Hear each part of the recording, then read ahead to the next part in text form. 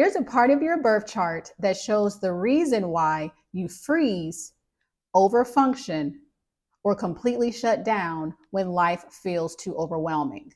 It's the root of why your body braces in certain situations, why you keep abandoning your own needs, and why safety has always felt conditional.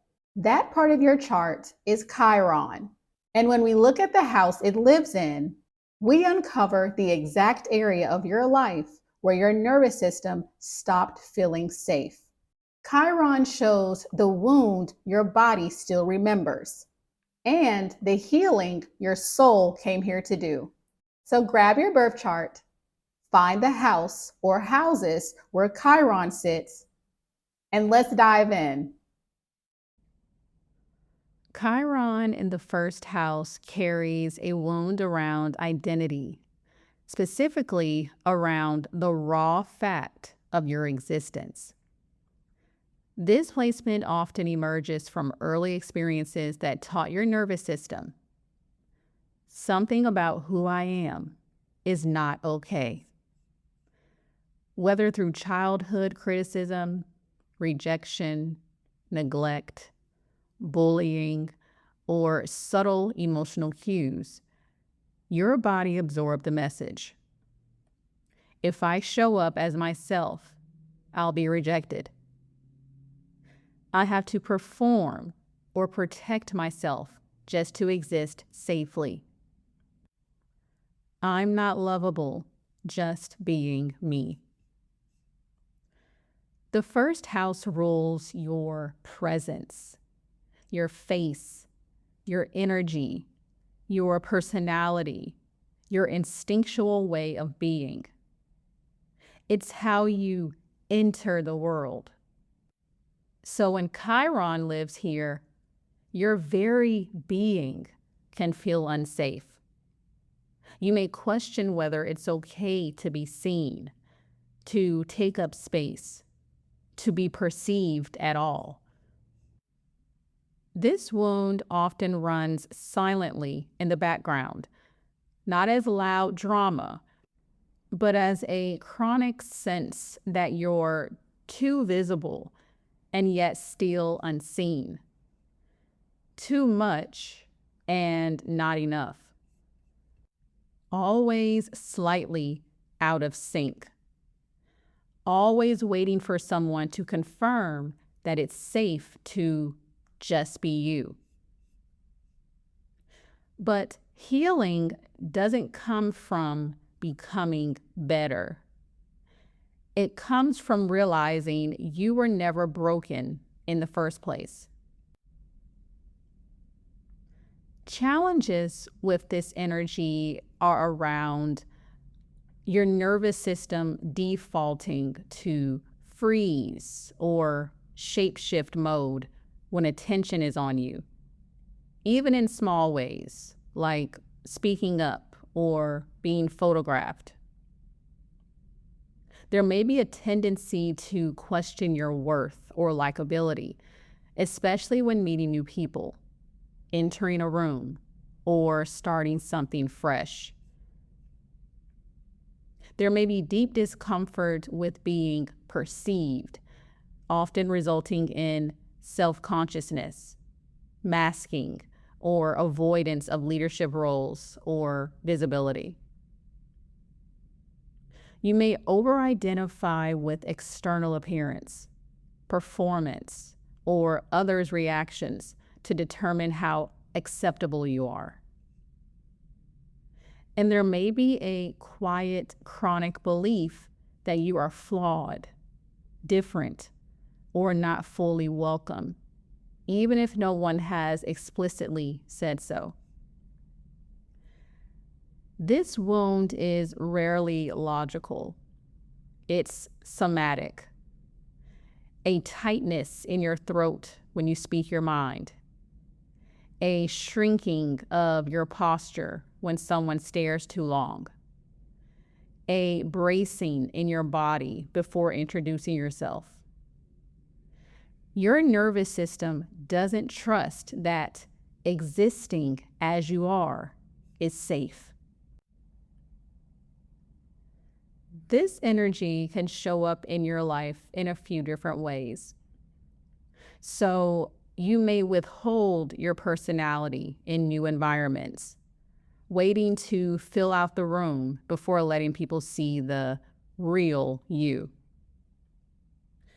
You may obsess over first impressions, appearance, or whether you came off the right way.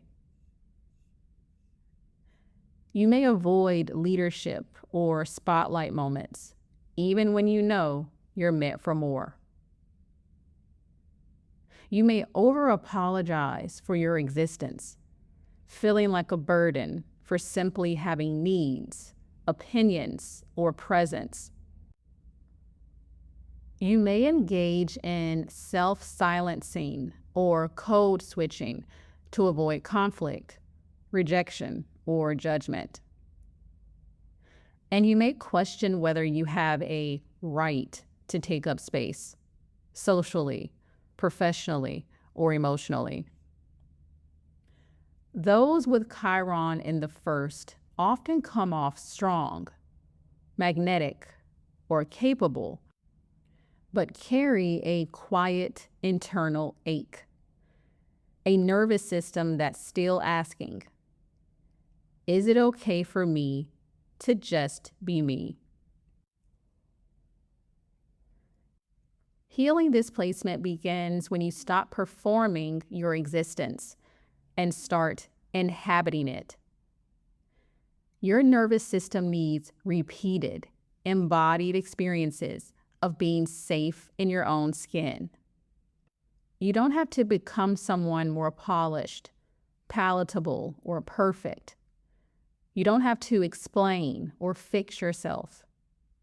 You just need to be and let your body know that you are safe, even when you're fully seen. This is identity reclamation work. It's the nervous system remembering that presence doesn't require permission, that you are lovable at your most unfiltered, that you do not have to earn your right to be here. The first step to achieving this is mirror presence rituals. Spend a few minutes looking into your own eyes without critique. Just breathe and say to yourself, you are allowed to be here. Let your nervous system learn what it feels like to be witnessed safely by you. Next is to practice unapologetic presence. Take up physical space. Wear what you want. Move boldly. Speak without rehearsing it. Let your system feel what it's like to occupy the room without collapsing. Next is to introduce yourself without self-deprecating. In conversation, on social media, or in new spaces, let your words affirm your identity instead of shrinking it. Next is to do one thing daily as your unmasked self. Dance how you want. Laugh loudly. Post what you actually feel. Say no. These micro practices slowly build nervous system tolerance for full presence. And finally, reparent your inner mirror. Picture the younger version of you who was teased, corrected, or ignored just for being themselves. Sit with them. Smile at them. Tell them you never needed to be anyone else. This is healing that happens in inches, not miles. In slow moments of choosing you again and again until the world catches up with what you've always known deep down. A great affirmation for your Chiron in the first house is, I am safe to be seen. I am allowed to exist exactly as I am. My presence is not a problem. It's a gift. I'd love to hear how this resonated with you, so be sure to let me know in the comments. And of course, go ahead and send this to a friend who's ready for a shift, and subscribe so you don't miss what's next. And if you're ready to step into your upgraded timeline, be sure to grab my soul-activating digital journals, courses, and my signature one-on-one sessions, which are all in the description box below. I appreciate you, and thanks so much for watching. Chiron in the second house represents a wound around survival and self-worth. At some point in your life, often very early, your nervous system learned that safety was unstable, inconsistent, or something you had to earn, whether through financial instability, neglect, emotional deprivation, or conditional love. You internalized the message, I'm not safe unless I prove I have value. This message likely wasn't spoken aloud, but your body heard it loud and clear through the small ways you were ignored, given more responsibility, or praised only for performance.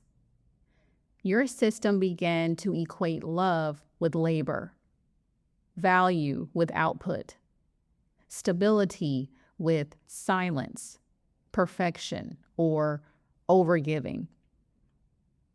Your body may have learned to brace itself when your needs weren't met, tightening in the belly or chest, pulling your energy inward, staying small so you wouldn't be a burden. Or you may have learned to perform for love, overachieve to earn approval, or anticipate others' needs before they were voiced, just to stay safe. This wound isn't just about money.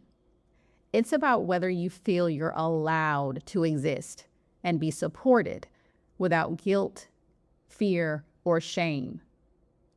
Whether your system believes you can receive without repayment. Whether you're allowed to rest without consequences. And because the second house is so intimately connected to the body, this wound can live in the tissues, shaping your relationship with pleasure, presence, and even how deeply you let yourself breathe. Now, a few challenges with this energy is around your nervous system defaulting to hypervigilance around security, constantly scanning for loss, rejection, or instability. Even when things appear fine on the outside, your inner world may feel tense, unsure, and on guard.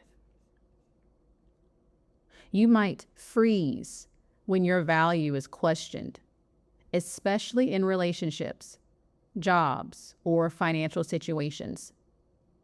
Your body may shut down, or you may overgive just to feel safe again. There may be a deep-rooted scarcity mindset, even when external conditions are stable. You may find yourself bracing for a collapse, unable to feel safe enough, no matter how much you have. There may be a tendency to over-identify your worth with income, your beauty, productivity, or possessions. Your sense of self can become wrapped up in how much you're doing or how together you appear. There may be struggles trusting that it's safe to receive without earning, proving, or sacrificing. Generosity from others can feel uncomfortable.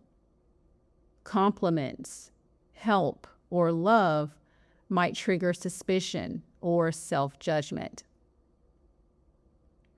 You may hold chronic tension in the jaw, neck, or shoulders.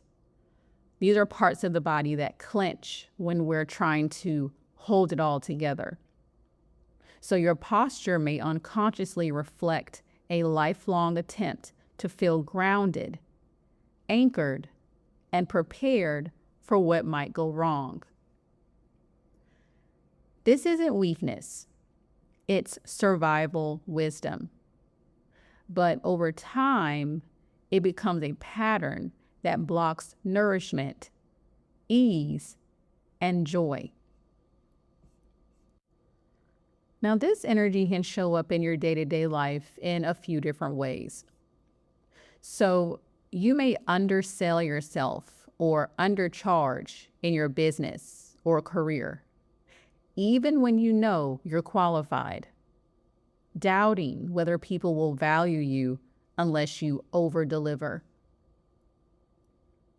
You may say yes to things you don't want to do, especially in relationships or work environments, because you fear the loss, abandonment, or rejection that might follow a boundary. You may feel invisible or insecure when you're not being useful, productive, or needed.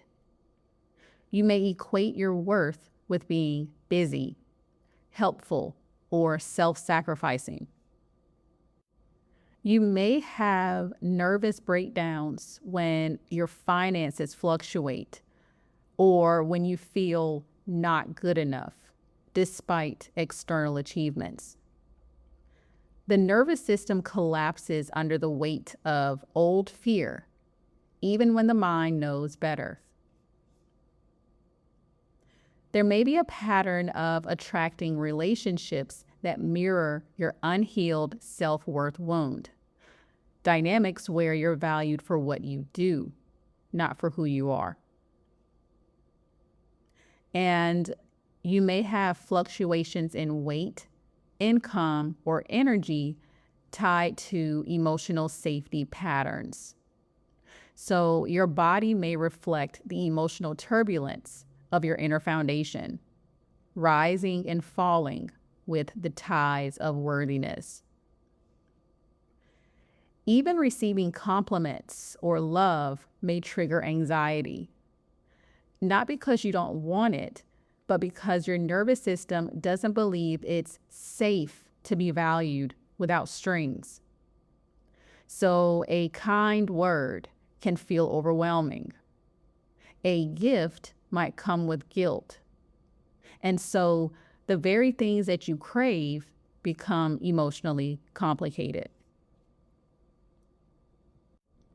The core healing with this placement is learning, not just conceptually, but somatically, that you are safe, valuable, and enough without having to prove it.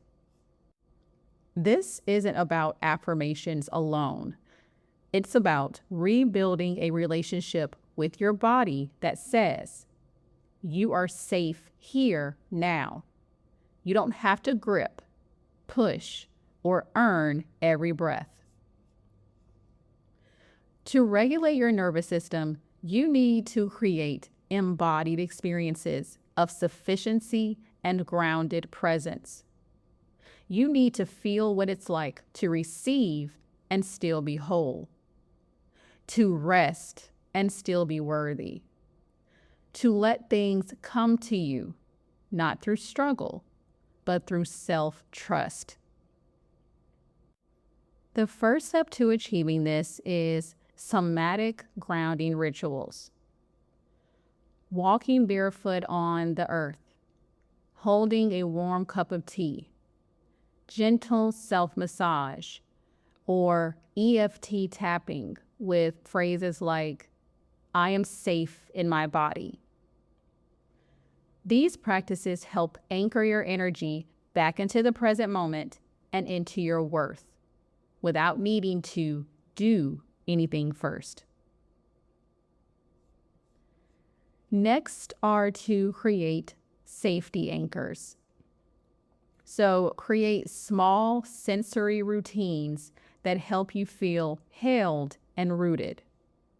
So lighting a candle before journaling, using a weighted blanket, cozy textures, slow breathing, or working with your root chakra. These become subtle reminders that you are supported. Next is daily receiving practice.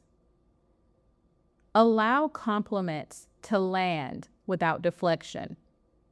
Let someone open the door for you. Accept help without apologizing. Rest in the discomfort of receiving until your body begins to believe it's normal and deserved.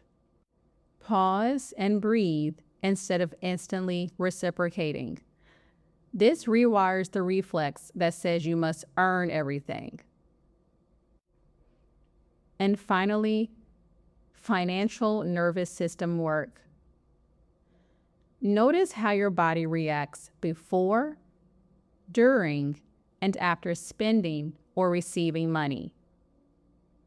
Do you tighten, rush, avoid?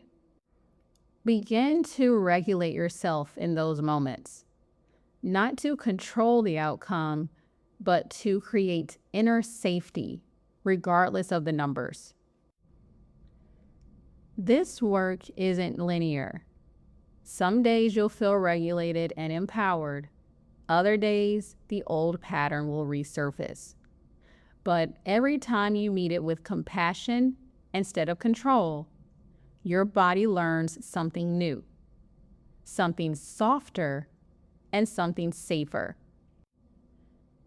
A great affirmation for your Chiron in the second house is, my worth is not earned. It's inherent. I am safe to receive. I am safe to rest. I am safe to be.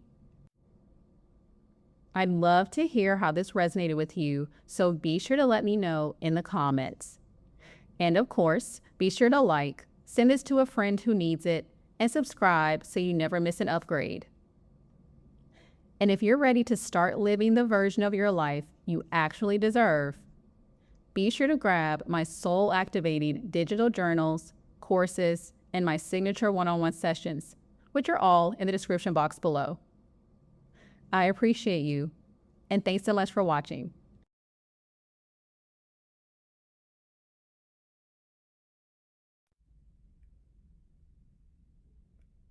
Chiron in the third house represents a wound around communication, learning, and being understood. At some point in your early life, often in your immediate environment with siblings, peers, teachers, or caregivers, your nervous system learned that your voice wasn't safe, welcome, or taken seriously. You may have been dismissed, talked over, mocked, silenced, or misunderstood in a way that left an imprint, not just in your mind, but in your body. And over time, the story became internalized. It's safer to stay quiet than to say the wrong thing. If I speak, I won't be received. What I have to say doesn't really matter.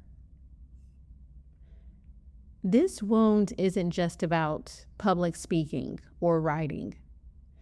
It's about the felt experience of sharing your inner world and not having it land. It's about the moments you looked around and felt like no one was listening, or worse, like you were being tolerated, not heard. Because the third house governs our immediate exchanges, the nervous system here often learns to anticipate rejection before words even leave your mouth. You might overthink over-explain, or freeze entirely. Not because you don't have something to say, but because your body doesn't trust it'll be received with care. This is the placement of the over-edited voice, the swallowed truth, the nervous laugh that hides the deeper feeling.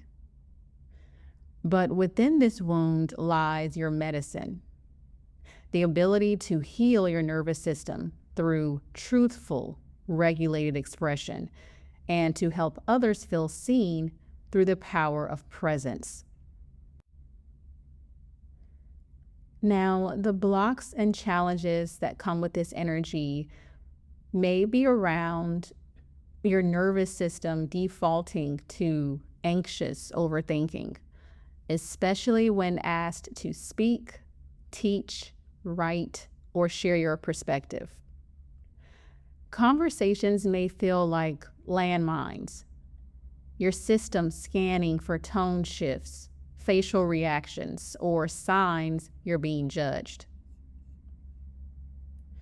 You might freeze in group settings or slow down when emotionally activated, even when you had so much to say moments before.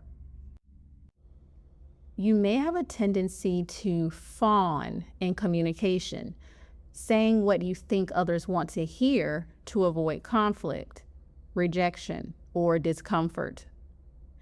You may abandon your own voice in favor of keeping the peace. You may struggle with imposter syndrome, especially around writing, public speaking, or teaching. Even when you're highly intelligent or gifted, there's often a fear that someone will catch you saying something wrong or inadequate. You may also have lingering shame around your voice, ideas, or learning style.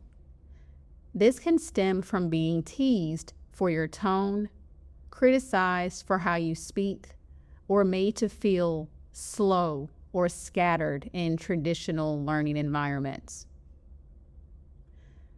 These blocks aren't just mental. Your throat may tighten. Your chest may constrict. You might forget your words when emotionally activated. The body doesn't separate communication from safety, especially with this placement. Now, this energy can show up in your day-to-day life in a few different ways. One is avoiding speaking up, even when you have something important to say. You might hold your truth until it turns into resentment or spiral into overanalyzing before sharing your thoughts. You may second guess your words, emails, or social media posts, rewriting them multiple times or deleting them altogether out of fear they'll be misunderstood or judged. You may also have people-pleasing tendencies in conversation. So laughing when you don't feel like it, agreeing to avoid tension, or nodding when you're actually uncomfortable. There may be a fear of teaching, podcasting, or putting yourself out there, even if you dream of it. You may tell yourself it's not the right time, or that others are more qualified. You may also have difficulties in sibling or peer relationships, especially if you often felt compared, overlooked, or talked over growing up. And you may show physical symptoms like throat tension, jaw pain, or shallow breathing when you're in situations where you feel unheard or misunderstood.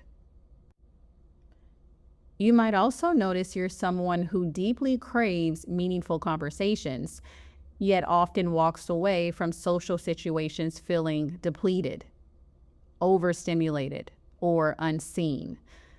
Because so often you're performing connection instead of experiencing it. The healing here begins with remembering this. You don't need to sound perfect to be worthy of expression. You don't need to be understood by everyone to trust your voice. This isn't just about finding your words. It's about letting your nervous system experience safety in using them. The goal isn't to speak louder or write more. The goal is to feel safe being real. To regulate this energy, you need consistent, gentle experiences of expressing yourself without the fear of backlash, ridicule, or rejection. You need people, spaces, and practices that allow you to speak without editing yourself out of the message. This is also the healing of presence, of listening to yourself the way you wished others had. Because when you become a safe witness to your own thoughts, the external noise loses power. The first step to achieving this is vocal toning and breath work. Release tension in the throat and jaw with gentle humming, sighing, or deep breathing exercises. This sends a signal of calm to your vagus nerve and creates space for your voice to return. Next is to write just for you. Stream of consciousness journaling helps you process and express without performance. Practice letting your words exist without fixing or editing. Next is inner child reparenting. So recall moments you were silenced or dismissed and let your current self respond with warmth and validation. Speak the words you needed to hear, even if you whisper them. Next is low stakes expression. So leave a voice memo for a trusted friend. Send a message without rereading it 3 times. Say something awkward on purpose, then survive it. These micro moments build nervous system tolerance for authenticity.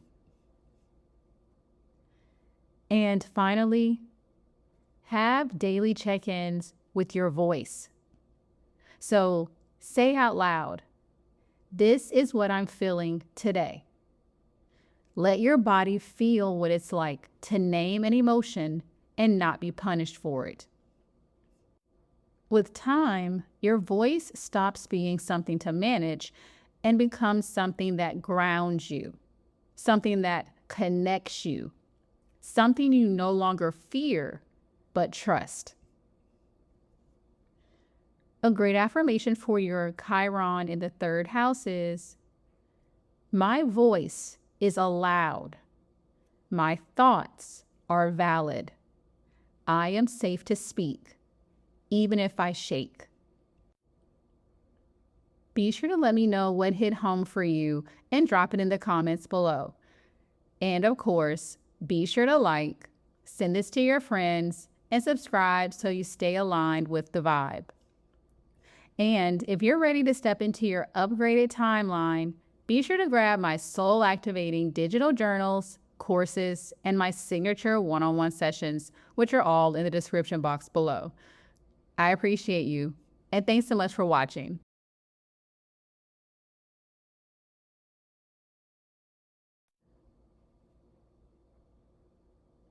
Chiron in the 4th house represents a wound around home, family, and the emotional foundation you were built upon.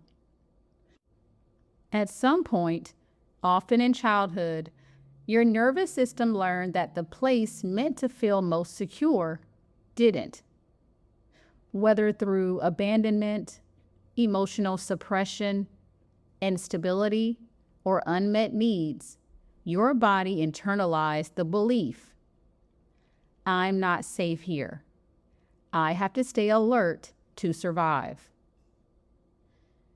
This is the wound of unmet tenderness, of being the emotionally attuned one in a family that couldn't meet you where you were. You may have grown up walking on eggshells, caretaking for adults, or learning to self-soothe in silence. Even in loving households, the emotional climate may have felt too cold, too chaotic, too conditional, or too unpredictable for your sensitive nervous system. And so, your nervous system began to associate home, both literal and emotional, with vigilance instead of rest. Your body learned to hold tension, especially in the belly, chest, and your root chakra, in preparation for the next emotional blow or the next moment of being needed but not nourished. The fourth house rules your inner world. When Chiron lives here, it often feels like your internal home has no furniture, like there's nowhere soft to land.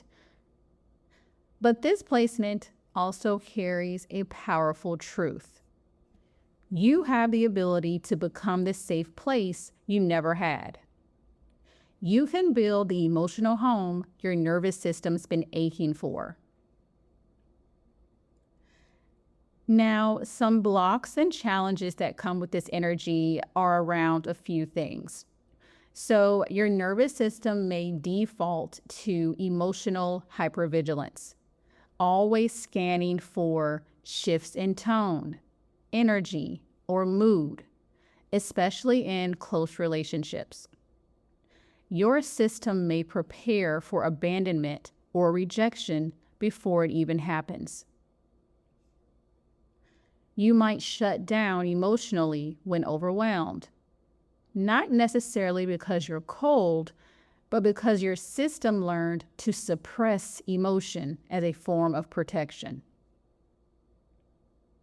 You may also have a tendency to self-isolate or go numb during emotional pain. So it may feel safer to retreat completely than risk vulnerability. You may overfunction in your family or home life, playing the peacekeeper, fixer, or emotional container for everyone else's needs, often at the expense of your own. And you may have difficulty feeling at home anywhere, even in your own body. You may romanticize belonging, yet feel discomfort or restlessness when you try to settle. This placement can also carry a heavy ancestral weight, the emotional echoes of generations who never had the luxury of feeling safe. So you may be the first in your lineage attempting to feel, to heal, and to rest. And your nervous system may carry that responsibility like a silent storm inside. Now, this energy can show up in your day-to-day life in a few different ways. So you may struggle to fully relax, even in environments that should feel peaceful. So you may notice you're always doing something, tidying, fixing, scrolling, because stillness feels unfamiliar. You may have deep resistance to being vulnerable, especially with family or in romantic relationships. Even expressing basic needs can feel exposing or too much. You may also attract emotionally unavailable or chaotic people, mirroring the inconsistency you experienced growing up. You may feel emotionally displaced, as if you never quite belonged, not in your hometown, your childhood home, or even your current space. You may have over-attachment to physical environments, trying to create control or aesthetic perfection in your home to compensate for inner emotional instability. You may also have digestive issues, trouble with sleeping, or root chakra imbalances, especially during times of emotional distress. Your body may somaticize the feeling of unrootedness through physical symptoms. You may find yourself longing for home, but not knowing where or who that really is. This ache for a grounded, nurturing container runs deep because your body remembers what it didn't get to receive. The healing here isn't about rewriting the past. It's about creating, in the present, the internal home you never had access to. Safety doesn't mean perfection.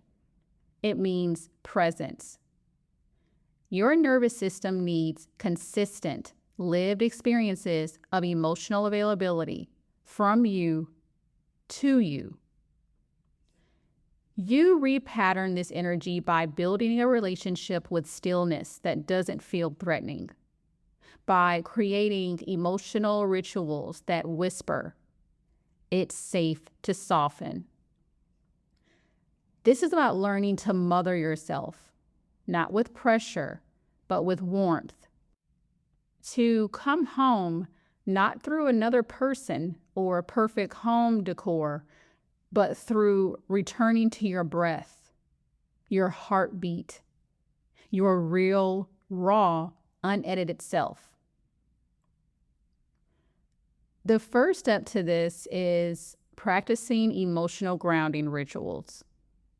So place one hand on your heart, one on your belly, and breathe slowly. Repeat a phrase like, "I am safe in this moment." Let your system feel the security of your own presence. Next is to create an emotional home space. So a reading corner, an altar, a soft chair by the window, a space that feels sacred, soothing, and yours. Return to it when the world feels overstimulating. Next is to connect with the inner child. Visualize them during a moment of fear or loneliness. Sit with them. Ask them what they need. Give it to them, gently and consistently. Next is to regulate through routine. So, soft morning rituals, nourishing meals, or winding down habits can create a sense of safety for a system that's always prepared for disruption. And finally, practice safe emotional expression. Cry without apologizing. Speak your truth without bracing for rejection. Let tears, voice, or silence be welcome, not judged.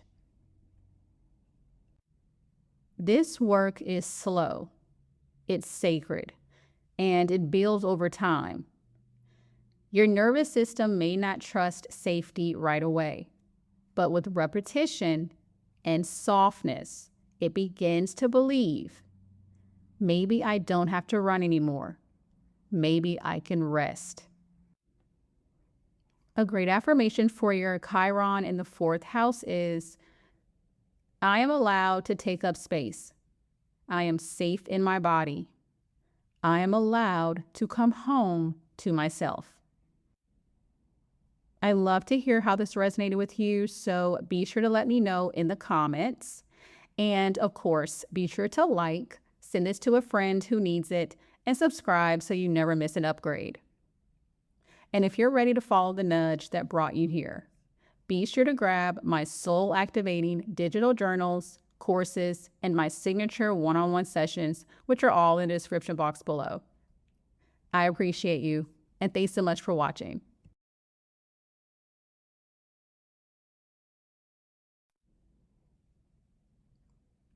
Chiron in the 5th house represents a wound around self-expression, happiness, and visibility.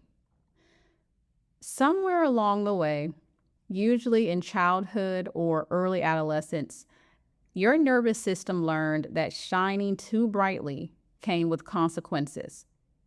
Whether you were dismissed, criticized, rejected, or simply not seen at all, the body began to associate being seen with being hurt. This placement often forms when your creative spirit, natural confidence, or emotional openness wasn't mirrored or nurtured. You may have been told you were too dramatic, too loud, too sensitive, or maybe your spark just wasn't recognized at all. And so, a quiet agreement was made deep in your system. It's safer to dim than to be misunderstood. If I show too much of myself, I'll lose love. Joy is dangerous because it doesn't last. And over time, the 5th house, the part of the chart that governs play, romance, and creativity, becomes a place of tension instead of freedom. This wound isn't just about self-expression. It's about your right to be happy, to be adored, to be fully seen in your joy without fear of being punished, abandoned, or told to tone it down. It's about whether your nervous system feels safe taking up emotional, creative, or romantic space just because it's who you are. Now, some of the challenges to this energy can show up in a few ways. So, your nervous system may default to shame or freeze when you're in the spotlight, even when you want to be seen. So, compliments might make you shrink. Opportunities may be self-sabotaged because visibility feels dysregulating. You may have a tendency to censor yourself creatively, either through perfectionism or procrastination. The fear of being judged, ignored, or not being good enough creates a block around starting or finishing creative projects. You might struggle to receive admiration or affection, especially in romantic relationships.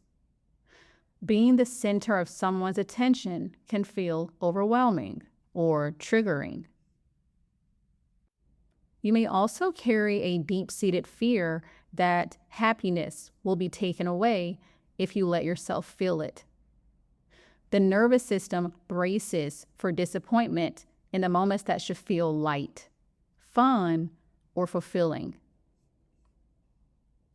You may also have difficulty trusting romantic connection, especially if your early attempts at love were unreciprocated, humiliating, or emotionally unsafe.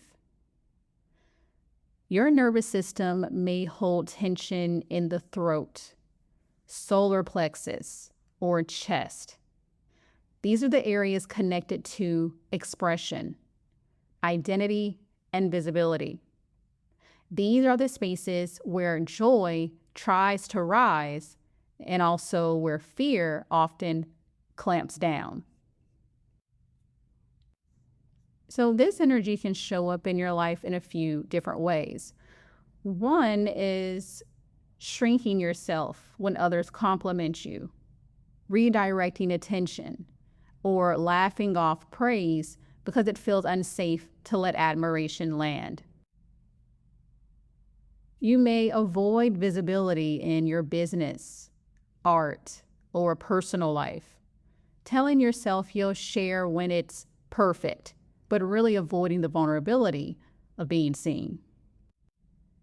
This may show up in holding back in dating or romance, keeping things casual, or self-sabotaging intimacy when deeper feelings arise.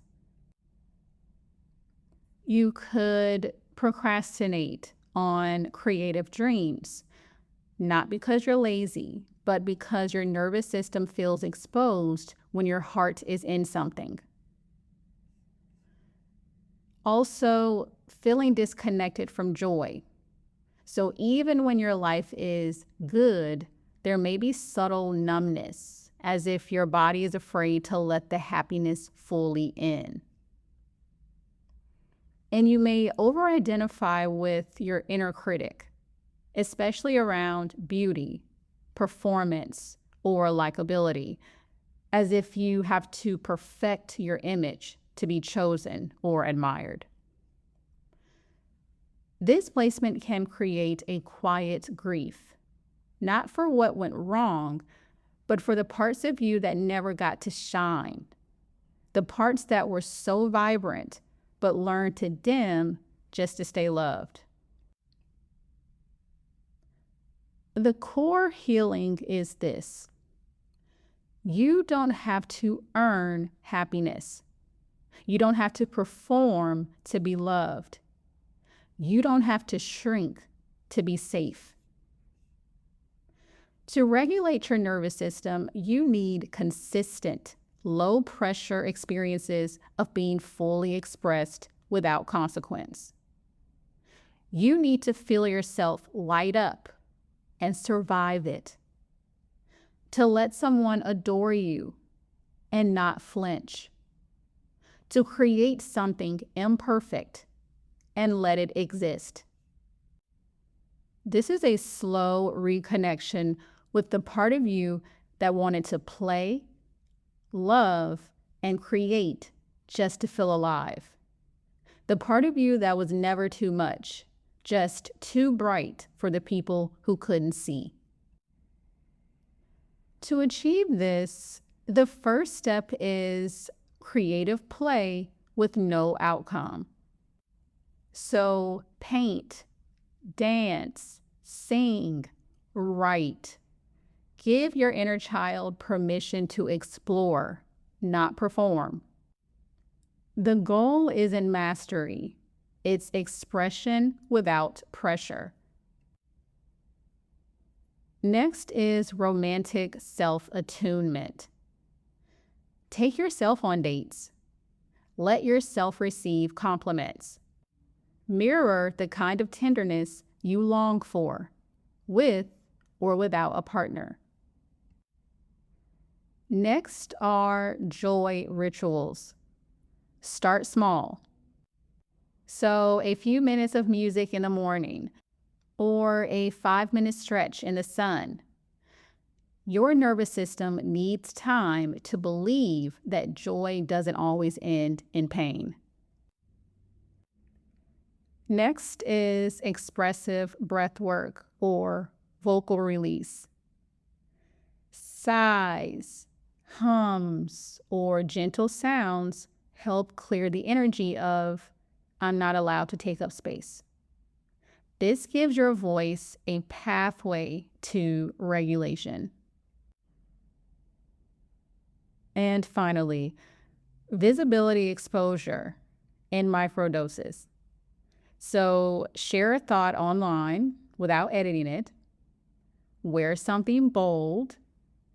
Allow yourself to be a little extra, not to prove anything, but to reclaim your radiance. With each step, you remind your system, I am safe in my joy. I am allowed to be adored. I am not too much. I am just right.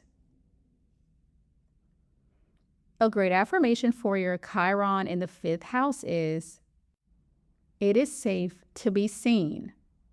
It is safe to shine. I don't have to dim to be loved. If this stirred something in you, say so in the comments. I want to hear it. And of course, be sure to like, send this to a friend who needs it, and subscribe so you never miss an upgrade. And if you're ready to move like the main character in your life, be sure to grab my soul-activating digital journals, courses, and my signature one-on-one sessions, which are all in the description box below. I appreciate you, and thanks so much for watching.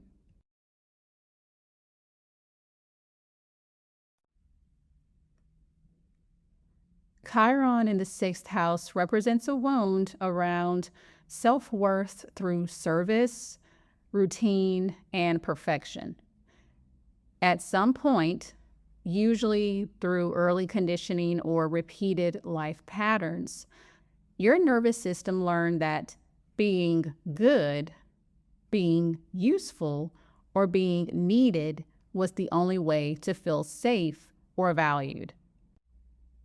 Whether you were placed in a caregiving role too early, rewarded for being productive, or criticized when you made mistakes, your system began to associate safety with performance. The message your body absorbed may have sounded like, if I'm not helping, I'm not enough. If I rest, I'll fall behind. If I don't do it perfectly, I'll be punished or rejected. This placement carries the silent pressure to hold it all together, to be reliable, efficient, on time, on task, and on top of everyone's needs, even when you're crumbling inside. The nervous system here often runs on overdrive, regulated only by productivity and deeply uncomfortable with stillness. But underneath the habits, hyperfocus, and helping is a tender wound, a part of you that wonders, who am I without the pressure? And that's the sacred work with this Chiron placement. Learning that your value is not measured by output, that you don't need to earn rest, prove your goodness, or carry everything alone. Now, some of the blocks to this energy are around a few different areas. So your nervous system may default to overfunctioning, staying busy as a way to self-soothe or avoid deeper emotional discomfort. Rest can feel unsafe or lazy. You may micromanage your routines, body, or environment, believing control will create safety, while secretly feeling burnt out, anxious, or resentful. You may have a tendency to hyper-identify with being helpful or the strong one. This can create imbalances in relationships and lead to unspoken resentment or chronic depletion. Health anxiety or body hyper-awareness may emerge when emotional stress gets redirected into physical symptoms, especially gut issues, chronic pain, or nervous tension.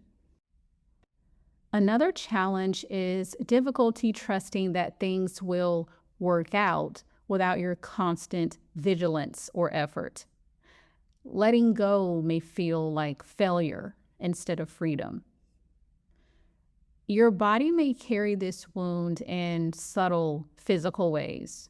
So, shallow breathing, a clenched jaw, tight hips, or digestive issues, the kind of symptoms that often go unnoticed until they become chronic.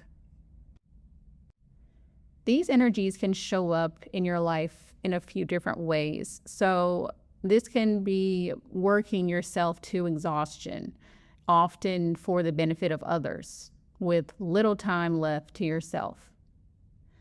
You may feel immense guilt for resting, canceling plans, or prioritizing your own healing. You may take on more than you can manage at work or at home because your identity is tied to being the dependable one. You may obsess over schedules, rituals, or health routines, not from joy, but from fear of falling apart without structure. You could feel like you're never doing enough, no matter how much you check off the list. And you may find yourself gravitating toward roles that require healing others, but secretly neglecting your own emotional or physical well-being. This is the kind of wound that hides behind a smile.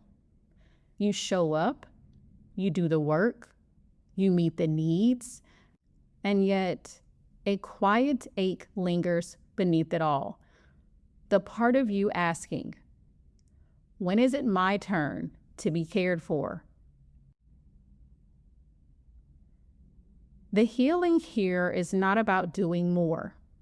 It's about doing less with more love. Your nervous system needs to experience worthiness without proving anything. You need to rest without shame.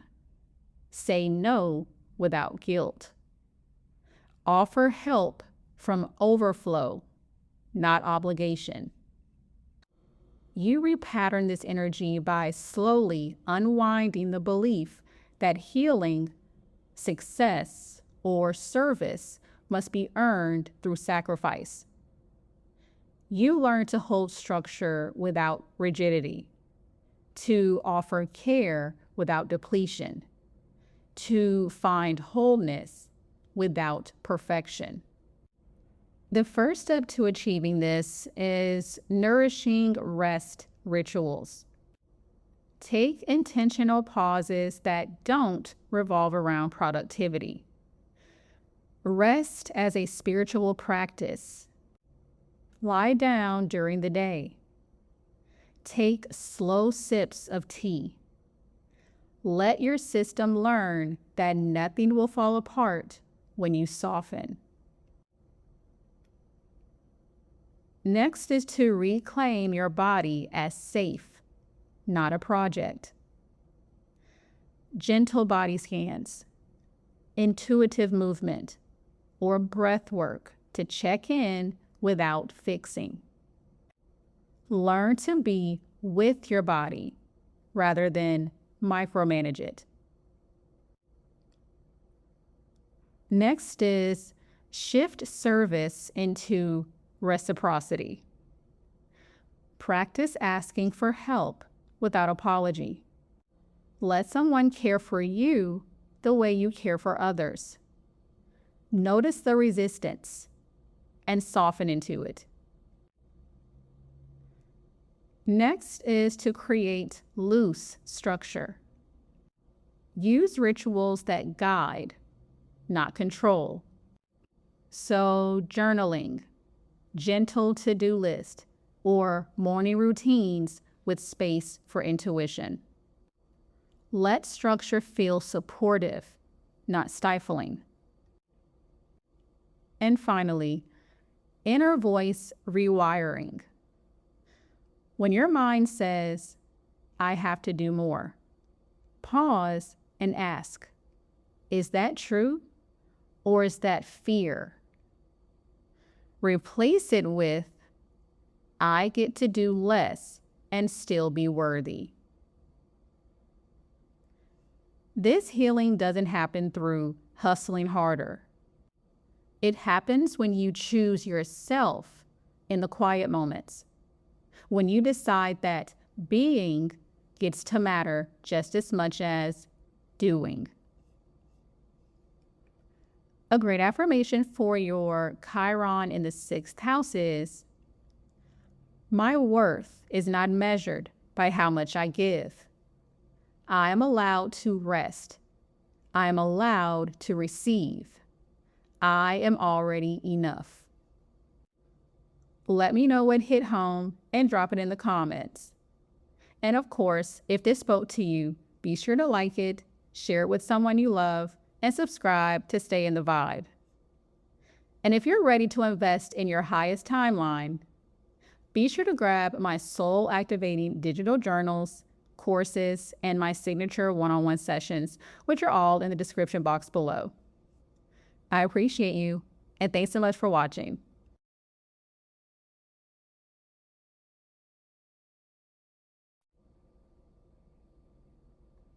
Chiron in the 7th house represents a wound around relationships, emotional mirroring, and the fear of abandonment.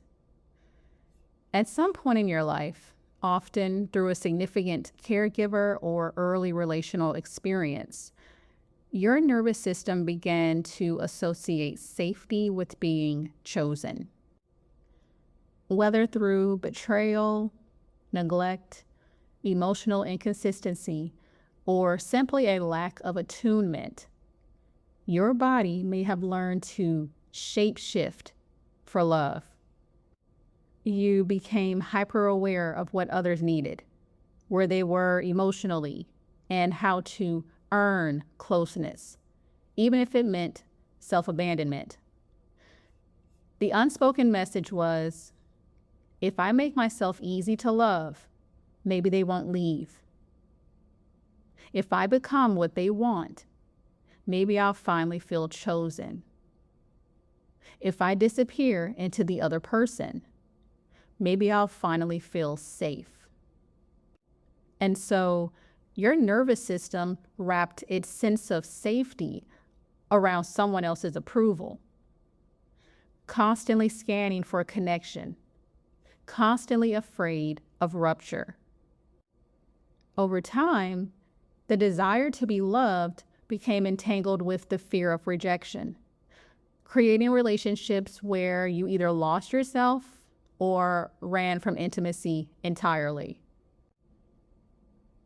The 7th house governs one-on-one connections, from romantic partnerships to best friendships and business collaborations. With Chiron here, relationships aren't just emotional, they're survival-based. Your system learned to outsource your worth to the presence or absence of someone else. But your healing isn't found in another person. It's in the return to yourself. This placement asks, what if you became the one who chose you first?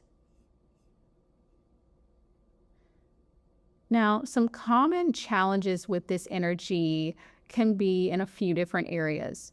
So your nervous system may default to fawning in relationships.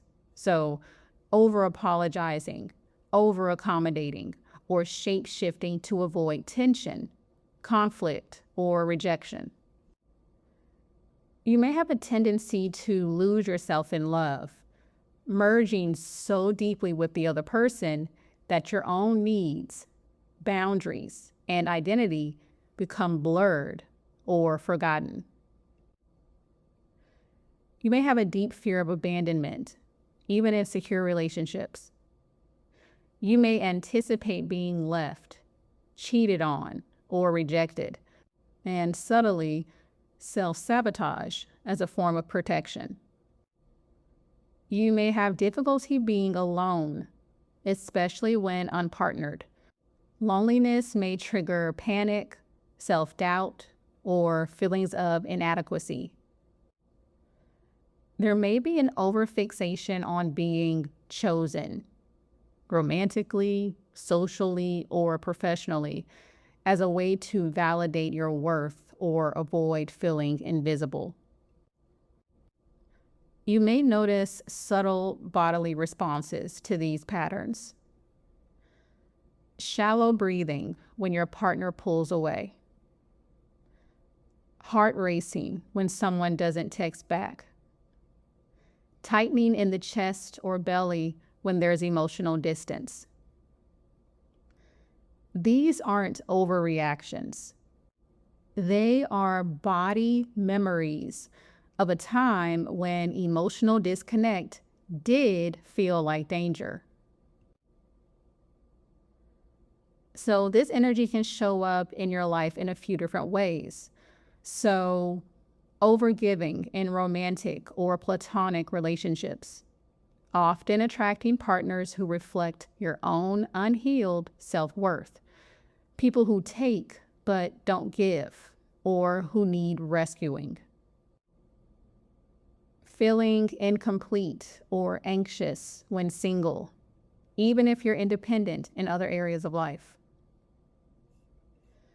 Staying in unhealthy dynamics longer than you should out of fear of being alone or starting over. Sacrificing your boundaries or desires just to keep the peace, avoid disconnection, or hold on to love. You may have people-pleasing tendencies, especially around people you admire or desire. You may morph into what you think they want rather than standing in your truth. You may also experience relational burnout, where you swing between craving intimacy and retreating from it because closeness feels unsafe. This is the wound that can make you magnetic, emotionally intelligent, and highly attuned to others, but also deeply disconnected from your own center. You may be everyone's favorite person in the room, but still wonder, do they love me or just who I became to be loved? The healing here begins when you stop chasing safety in someone else and start becoming the anchor you've been looking for. Your nervous system needs to know that love is not something to chase, fix, or perform for. It's something to receive. And before it can be received from others, it has to be recognized in you. You heal this placement by creating relationships, both internal and external, where you are chosen without condition, honored without performance, and seen without distortion. You repattern your relational nervous system by letting stillness feel safe, letting boundaries feel loving, and letting solitude feel sacred. The first step to achieving this is to regulate in stillness. Practice sitting in quiet presence with yourself. Light a candle. Place a hand on your heart and say, I am not abandoned. Let your body feel your own consistent presence. Next is mirror work for reparenting. Look into your own eyes in the mirror and speak to the version of you that learned to chase love. Say what you needed to hear. Let your nervous system begin to trust your voice. Next is to reclaim solitude as connection. Take yourself on dates. Speak your truth in private and build a daily ritual that doesn't rely on anyone else. Begin to rewrite the belief that you're incomplete on your own. Next is boundaries as nervous system repair. Lovingly say no without over-explaining. Let silence be safe. Let space be love. Learn that a rupture doesn't mean rejection. It's often just room for you to breathe. And finally, expose yourself to being seen as you. Share a piece of your truth without packaging it. Let someone meet the raw you. Watch what happens when you stop overperforming and start self-choosing. This isn't about becoming emotionally self-sufficient in isolation. It's about becoming so safe in your own presence that partnership becomes a choice, not a lifeline. A great affirmation for your Chiron in the 7th house is, I do not have to lose myself to be loved. I am safe in my solitude. I am already chosen. If this stirred something in you, say so in the comments. I want to hear it. And of course, be sure to pass this along to your friends and subscribe so you stay aligned with the vibe. And if you're ready to move like the main character in your life, be sure to grab my soul-activating digital journals, courses, and my signature one-on-one sessions, which are all in the description box below. I appreciate you, and thanks so much for watching.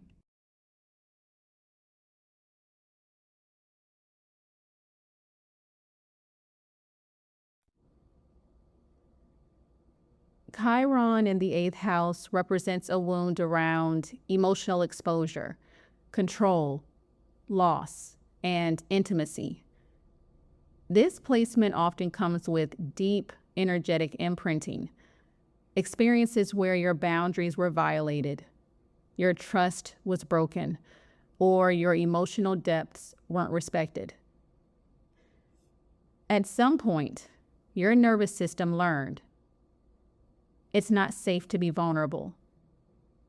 If I give too much, I'll lose everything. If I let someone in, I won't survive what they do with that power.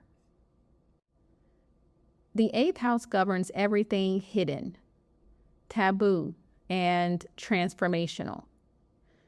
Sex, death, psychological depth, trauma, and shared emotional resources. And when Chiron lives here, the body often holds trauma like a locked vault, bracing for betrayal, collapse, or energetic invasion. You may have grown up in an environment that felt emotionally unsafe or unpredictable, or experienced situations that required emotional shutdown for survival. Over time, your nervous system may have built protective layers, secrecy, self-protection, hypercontrol, emotional intensity, or even disassociation. This placement isn't just about wounding. It's about what your system had to do to survive. But you're not in survival anymore. And the gift of this placement is this. Once you feel safe in your power, you become a guide for others through their darkest fears. You become a mirror of truth, not because you avoided the fire, but because you walked through it. Some challenges with this energy are around a few areas. So your nervous system may default to freeze or disassociation during emotional intensity. So zoning out, going numb, or emotionally detaching to avoid overwhelm. You may have a deep fear of being seen fully, especially in your most raw, vulnerable states, because exposure feels threatening. You may have a tendency to control or withhold in relationships as a way to avoid being hurt or disempowered again. You may have a fear of being dependent on others emotionally, sexually, or financially, often leading to self-isolation or hyper-independence. And you may have struggled with trust, especially when it comes to emotional intimacy, joint ventures, sex, or money. The body may anticipate betrayal before there's any real evidence of danger. This placement can be linked to trauma stored in the reproductive system.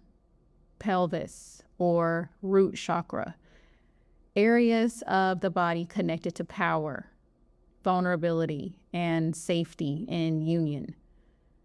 You may unconsciously armor these parts of your body, even when there's no threat in sight. The energy of this placement can show up in your life in a few different ways. So you may sabotage intimacy when someone gets too close, pulling away or creating distance just when real connection starts to form. You may struggle with vulnerability, especially when emotions feel raw, intense, or hard to control. You may have become hyper-independent, refusing to rely on anyone else, not out of pride, but out of fear of being let down or manipulated. You may over-identify with power or secrecy, using control or aloofness as a protective identity.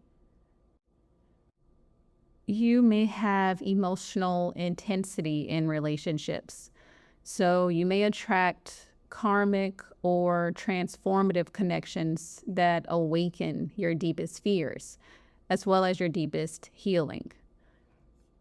You may also have a fear around death, endings, abandonment, or loss, sometimes conscious, sometimes buried beneath other stories.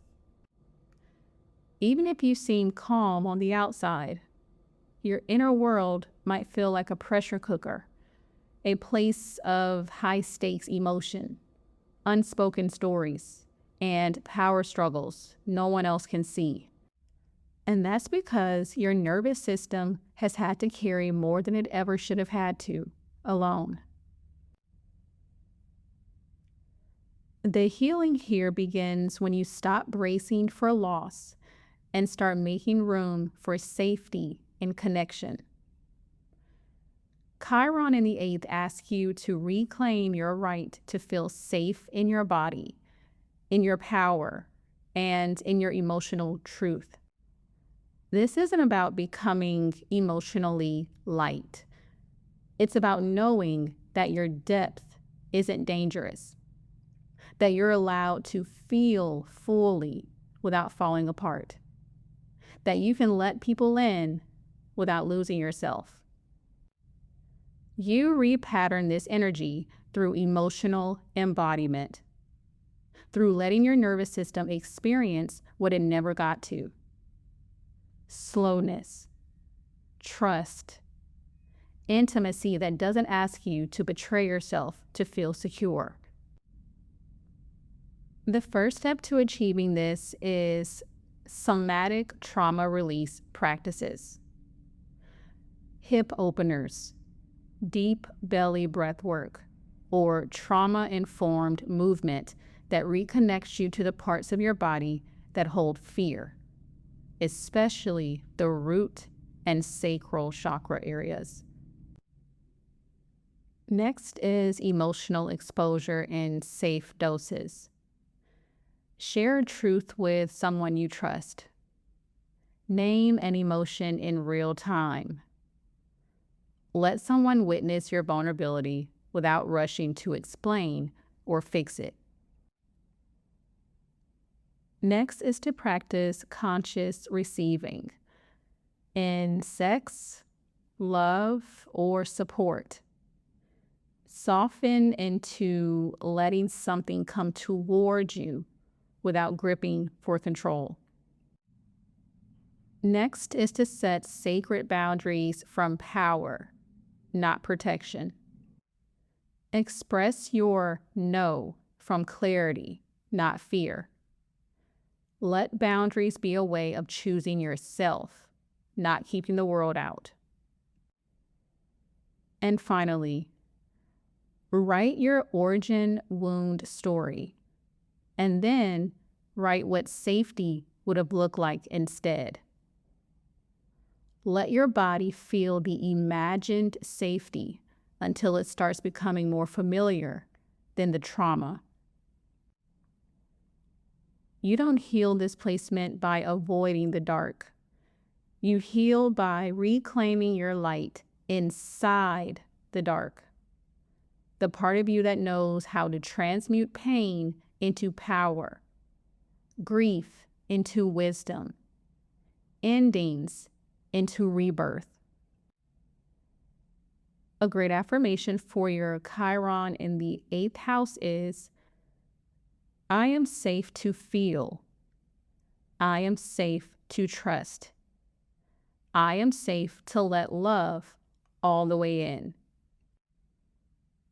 If this stirred something in you, say so in the comments. I want to hear it. And of course, be sure to like, send this to a friend who needs it, and subscribe so you never miss an upgrade.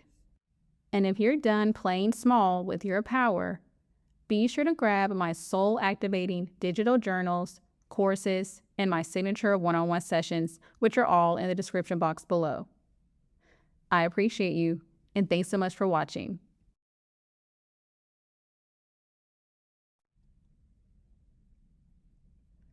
Chiron in the 9th house represents a wound around truth, belief, expansion, and the search for meaning.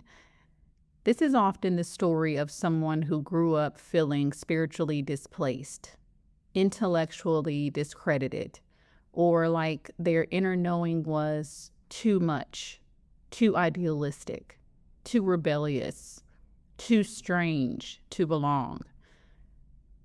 At some point in your life, often through religion, culture, education, or early authority figures, your nervous system learned, my truth isn't welcome here. If I think differently, I'll be rejected. It's not safe to believe what I believe. This wound can manifest as a fear of being seen as naive, ignorant, or too out there. You may have once asked big questions and received shaming, mockery, or punishment in return. And so your system learned to quiet its curiosity or endlessly seek external validation in search of the right answer. The 9th house rules the quest for truth, freedom, for higher understanding. And when Chiron lives here, that quest often begins in exile. But the true healing doesn't come from finally being right. It comes from trusting your own compass again, even if no one else follows.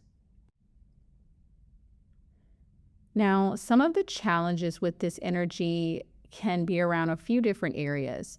So your nervous system may default to freeze or shut down when your ideas are questioned, especially by people you perceive as experts or authority figures. You may have a tendency to doubt your own beliefs. So you may over-research or obsess over being right before sharing your perspective. You may avoid spiritual or philosophical expression for fear of being misunderstood, canceled, or viewed as extreme. You may also feel like you're always searching but never arriving. So chasing teachers, systems, or certifications in hopes that they'll grant you the worth or the clarity you already have. And you may also fear expanding too far, as if success, freedom, or visibility will make you unrelatable or lonely or even spiritually disconnected. This placement often comes with a quiet ache, the desire to belong to a belief system, path, or vision that doesn't require you to fragment yourself. But until that belonging is rooted internally, the search may feel endless. Now, Chiron in the 9th house energy can show up in your day-to-day life in a few different ways. So You may have spiritual or philosophical imposter syndrome. So even if you are deeply wise, you may feel like you need a degree, certification, or stamp of approval before you're allowed to speak. You may also fear outgrowing your environment, especially if your growth threatens family, cultural, or religious conditioning. You may also experience cycles of deconstructing and reconstructing belief, unsure what's truly yours and what was inherited. You may also be hiding your true vision, watering down your dreams or your message so others won't feel uncomfortable. You may feel emotionally disoriented when life doesn't make sense, as if uncertainty or lack of clarity signals failure. And you may also have hypervigilance around truth, constantly questioning if what you believe is safe, accurate, or acceptable. You may also find yourself drawn to global perspectives, travel, wisdom traditions, or higher learning, but held back by fear. Fear of judgment, fear of being misunderstood, fear of leaving behind the familiar. Also a fear that your freedom might cost you connection. The healing here is about reclaiming your right to question, believe, and expand without needing proof, permission, or perfection. Your nervous system needs to experience truth as safe again, not just intellectually, but emotionally. You need to feel what it's like to trust your perspective without bracing for punishment, to follow your curiosity without fearing exile, to outgrow what no longer fits without apology. This is about spiritual nervous system repair. It's about remembering that your questions are sacred, that your path is worthy, even if it doesn't follow a map, that your inner knowing isn't just enough, it's divine. The first step to achieving this is rebuilding trust with your inner voice. Journal your uncensored beliefs, dreams, and questions. Let your truth exist without editing it to fit anyone's framework. Next is to create safety around not knowing. Meditate on mystery. Breathe through uncertainty. Let yourself feel curious without rushing to conclusions. Your nervous system can learn that not having answers doesn't mean danger. It means openness.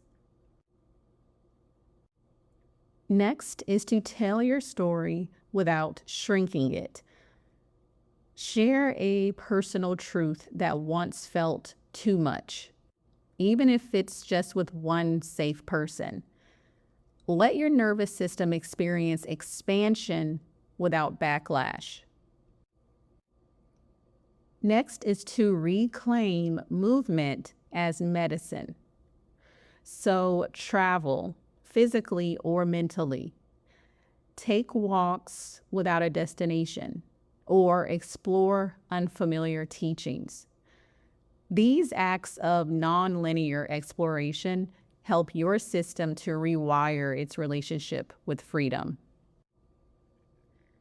And finally, reparent your inner seeker. Visualize the younger version of you who was shut down for asking big questions or dreaming too far ahead. Let them know their wonder wasn't wrong. It was the beginning of a sacred path. You don't need to be perfect to be wise. and you don't need a doctrine to be divinely guided. Your path is valid, even if no one understands it yet. A great affirmation for your Chiron in the 9th house is, my truth is enough. My path is sacred. I am safe to expand beyond what others can see. I love to hear how this resonated with you, so be sure to let me know in the comments.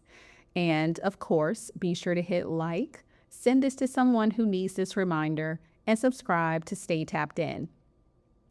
And if you're done waiting for alignment and ready to be the alignment, be sure to grab my soul activating digital journals, courses, and my signature one-on-one sessions, which are all in the description box below. I appreciate you, and thanks so much for watching.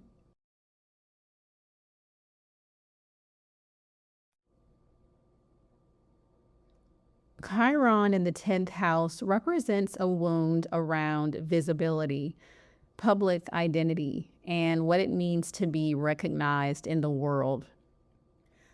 Somewhere along the way, often through parental expectation, societal pressure, or early experiences of failure or rejection, your nervous system learned, if I don't succeed, I don't matter.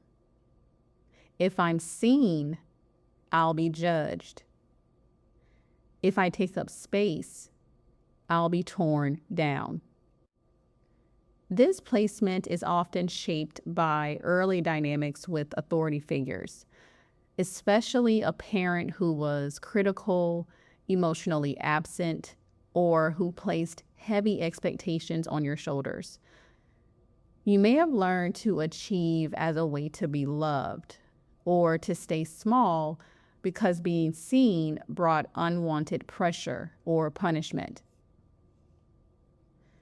The 10th house governs career, reputation, leadership, and legacy. When Chiron lives here, the nervous system often equates visibility with exposure, success with pressure, and failure with collapse. Even when you're capable, there's a feeling of walking a tightrope. One wrong move, and it all comes crashing down. But beneath the pressure is the purpose. This placement holds the power to alchemize shame into leadership and fear of failure into embodied confidence. Not by proving yourself to the world, but by learning to validate yourself first. Now, some challenges to this energy are in a few different areas. So your nervous system may default to freeze, imposter syndrome, or overachievement in the face of career demands, public exposure, or high expectations. There may be a tendency to overwork as a coping mechanism, tying your value to productivity, achievement, or how much responsibility you can handle. There may be deep fear of public failure, criticism, or being found out, even when you're successful or respected. There may be an avoidance of leadership roles, visibility, or career advancement out of fear that you'll be exposed as inadequate or incapable. There may also be a chronic sense that you're never doing enough, no matter how much you accomplish. Success never feels safe or satisfying. This placement often holds unspoken grief, the pressure of trying to live up to an image that was never truly yours, or the ache of never being fully recognized for who you are behind the achievements. Now, this energy can show up in your life in a few different ways. So, burnout from overfunctioning in your job, business, or family, always being the one who has it together, even when you don't. There may be a fear of visibility in your work or creative projects, especially when sharing your authentic self might invite judgment. You may avoid promotions, launches, or spotlight moments, even when you secretly want them, because the pressure feels suffocating. There may be perfectionism around your image or public reputation, always feeling like there's something to fix before you're ready to be seen. You may have a craving for recognition, but resent the attention when it comes, because being seen triggers old fear patterns. And you may feel emotionally exposed by responsibility, like you're carrying more than you signed up for, but can't put it down. Even when you're thriving externally, this wound can quietly whisper, what if they find out I'm not good enough? The fear isn't just of failure. It's of not being able to hold what you've built. Healing this placement begins when you stop outsourcing your worth to achievement and start building inner safety before the success arrives. You don't have to earn your place by doing more. You don't have to hustle for permission to be powerful. You repattern this energy by creating nervous system safety around being seen, taking up space, and leading from your truth. This placement asks, can you let your presence be enough, even without a resume to prove it? Can you allow yourself to rise without gripping for control? True leadership for you doesn't come from authority. It comes from authenticity. The first step to achieving this is visibility breath work. So before showing up in a leadership role, on camera, in meetings, or in creative work, place your hand on your chest and breathe deeply. Remind your body, it's safe to be seen as I am. Next is to rewrite your definition of success. Journaling prompts like, what does success feel like in my body? Or what would it mean to be successful and regulated? These questions will help you reframe achievement from soul, not fear. Next is to uncouple rest from failure. Give yourself permission to pause without guilt. Let your nervous system learn that stepping back doesn't mean falling behind. Next is to allow good enough to be enough. Share your work or take a step forward before you feel 100% ready. Let your nervous system learn that visibility doesn't require perfection. And finally, reparent the part of you that feared failure. Visualize your younger self during a moment they felt publicly shamed, overlooked, or pressured. Offer them praise, softness, and validation, not for what they did, but for who they are. You don't have to carry the weight of the world. You just have to carry your truth and trust that it's more than enough. A great affirmation for your Chiron in the 10th house is, I am safe to rise. I am safe to be seen. I do not have to perform to prove my worth. Be sure to let me know what hit home for you and drop it in the comments. And of course, if this spoke to you, be sure to like it, share it with someone you love, and subscribe to stay in the vibe. And if you're ready to follow the nudge that brought you here, be sure to grab my soul-activating digital journals, courses, and my signature one-on-one sessions, which are all in the description box below.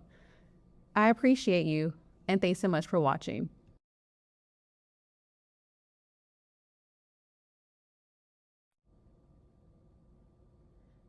Chiron in the 11th house carries a wound around belonging, specifically around the feeling that no matter how much you try to fit in, you're always somehow just outside the circle.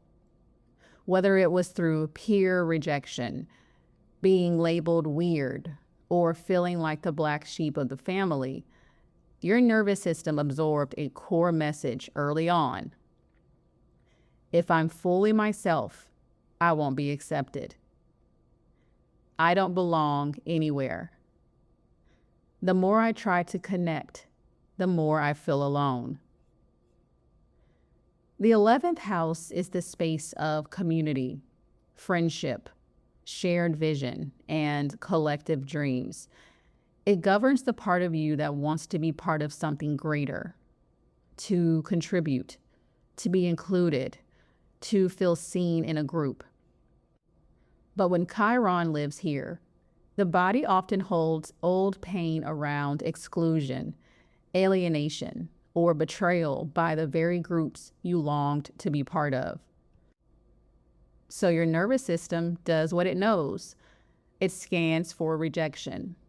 It over-edits your personality.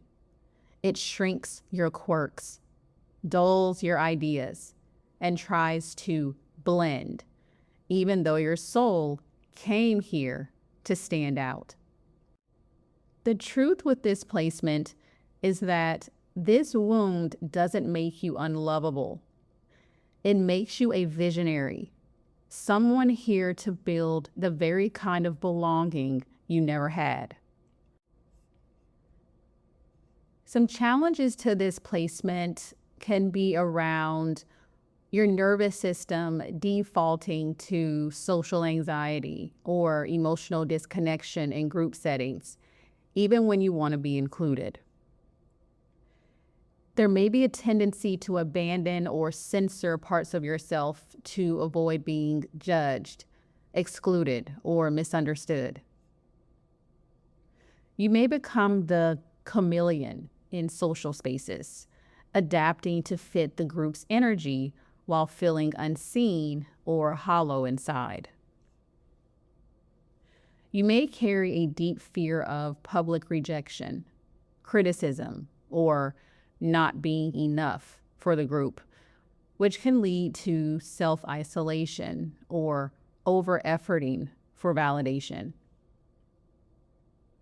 There may also be struggles with trusting people long-term, especially after repeated experiences of betrayal, ghosting, or friend group shifts. The nervous system here often holds a blend of hypervigilance and withdrawal. It might brace for subtle slights, read too deeply into group dynamics, or simply opt out altogether. Not because you don't care, but because the cost of not being accepted feels too high. Now, this energy can show up in your day-to-day life in a few different ways. So you may feel like an outsider in most social spaces.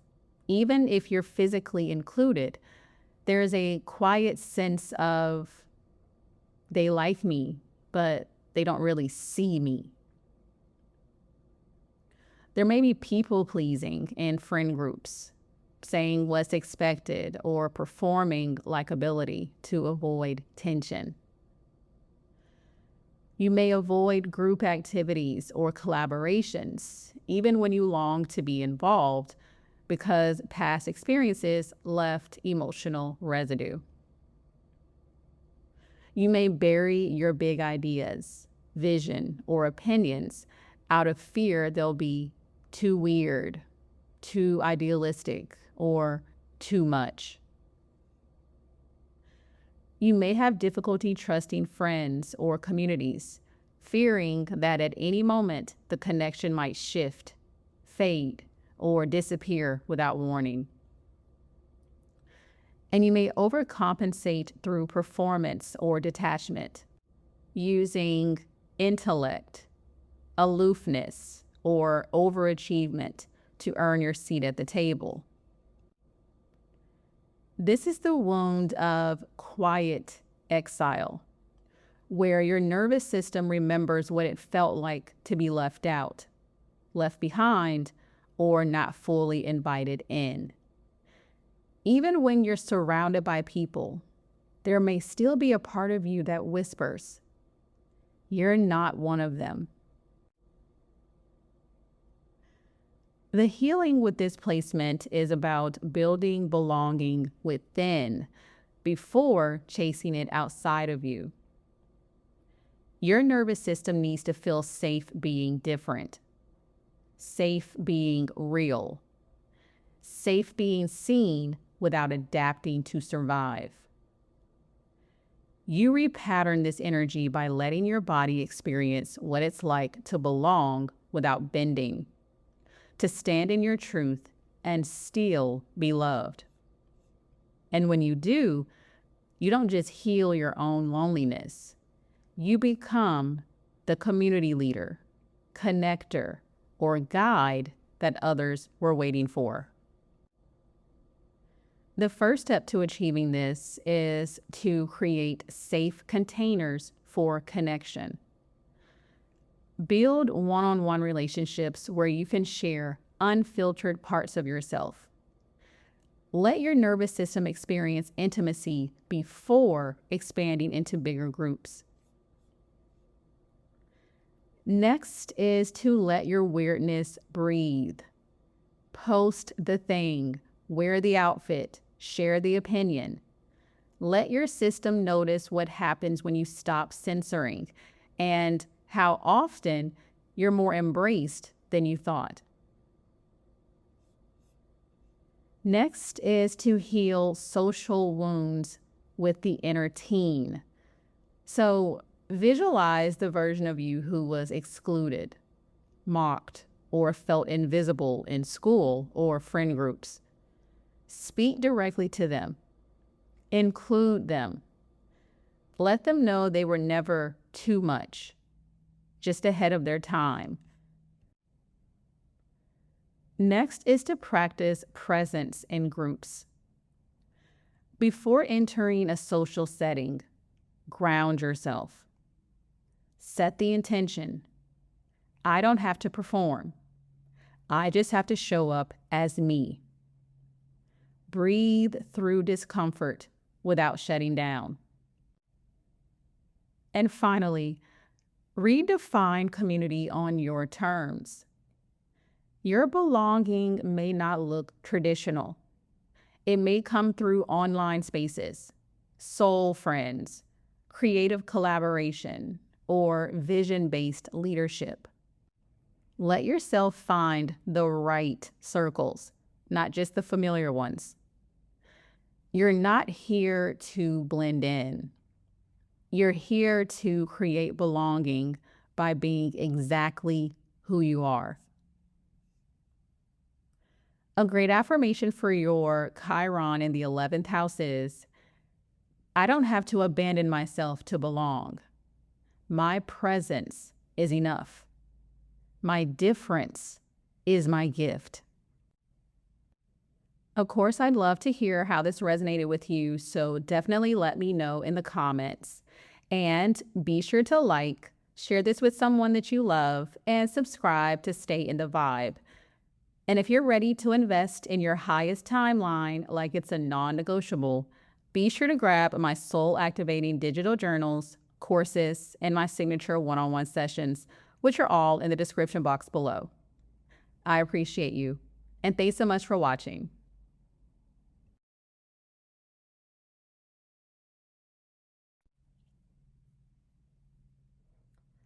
Chiron in the 12th house holds a wound that is often unspoken, a feeling that your pain is hidden, your needs are invisible, or that your sensitivity somehow makes you weak or unworthy.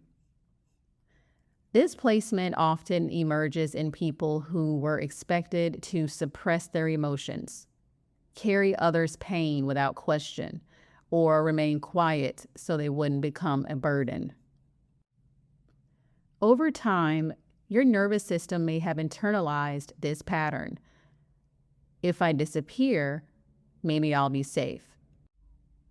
If I express how I feel, I'll overwhelm or be abandoned. I'm only loved when I'm selfless, when I take up no space.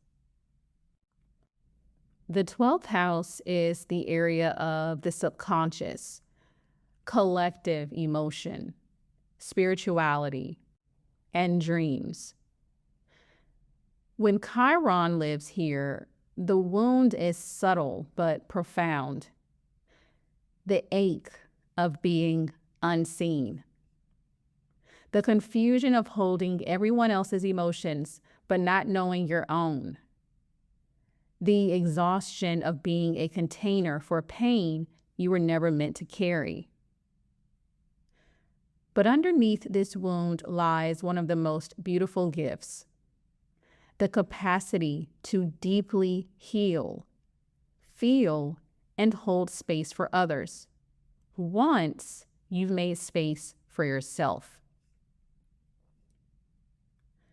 Now, some blocks in this energy can be around your nervous system defaulting to emotional disassociation, escapism, or shutting down, especially in environments that feel overwhelming, loud, or energetically heavy. There may be a tendency to suppress your needs, desires, or emotions out of fear that they're too much or will make others uncomfortable. You may feel deeply responsible for the emotions of others, often absorbing pain that doesn't belong to you. There may be difficulty in asking for help, especially when you're struggling internally, often paired with guilt or shame for having needs at all. And there may be a fear that if you let your emotional or spiritual depth be seen, you'll be misunderstood, judged, or left behind. People with this placement often describe a sense of floating, of being present but not fully here, as if the body learned to stay light, quiet, or invisible in order to avoid emotional punishment or spiritual overwhelm. The energy of this placement can show up in a few different ways. So you may have become the emotional caretaker or empathetic fixer without realizing how much of yourself you give away in the process. You may feel like your pain is ineligible or too much for others to understand, so you keep it hidden.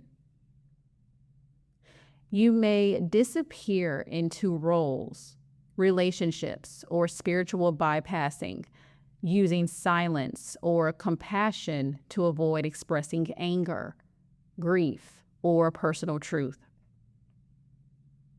You may struggle with addictions or compulsive habits, especially those that numb emotional intensity, such as substances, fantasy, overworking, or overgiving. There may be difficulty distinguishing your own feelings from others, especially in crowded or emotionally charged environments. And there may be a fear of success, visibility, or intimacy, because being truly seen also means being seen in your vulnerability. This is the placement of the quiet soul who can walk into a room and feel everything, but often doubts whether they're allowed to feel anything at all. Healing displacement begins when you stop trying to be invisible and start letting yourself exist. Your nervous system needs permission to feel without filtering, to exist without guilt, and to reclaim space without fear of being too much. You reparent this energy by slowly becoming safe with your own emotional depth instead of exiling it. Chiron in the 12th is not here to martyr itself in silence. It's here to transmute that silence into healing, compassion, and wisdom once you give yourself what you've always given to others. The first step to achieving this is to ground into your body daily. Bring yourself back from floating through meditation, breath work, or grounding touch. Let your feet land. Let your body feel like home. Next is to release emotional residue that isn't yours. Use energetic hygiene practices such as salt baths, journaling, cutting cords, or speaking out loud. This is not mine to hold. Next is to give your emotions form. So paint, sing, cry, write poetry, speak your grief aloud. Don't intellectualize it. Let it move through you in its raw, unpolished truth. Next is to practice asking for help in small, specific ways. Text a friend. Share a single sentence. Let your nervous system learn that your needs don't make you unlovable. They make you human. And finally, build sacred space for solitude, not isolation. Carve out intentional quiet time that nourishes you rather than disconnects you. Let aloneness become reconnection. You don't have to disappear to be loved. You don't have to suffer in silence to be spiritual. You are allowed to feel everything and still be held. A great affirmation for your Chiron in the 12th house is, my presence matters. My feelings are sacred. I am allowed to be fully seen, even in my softness. I'd love to hear how this resonated with you, so be sure to let me know in the comments. And of course, if this spoke to you, be sure to like it, share it with someone you love, and subscribe to stay in the vibe. And if you're ready to claim the version of you that doesn't settle, be sure to grab my soul-activating digital journals, courses, and my signature one-on-one sessions, which are all in the description box below. I appreciate you, and thanks so much for watching.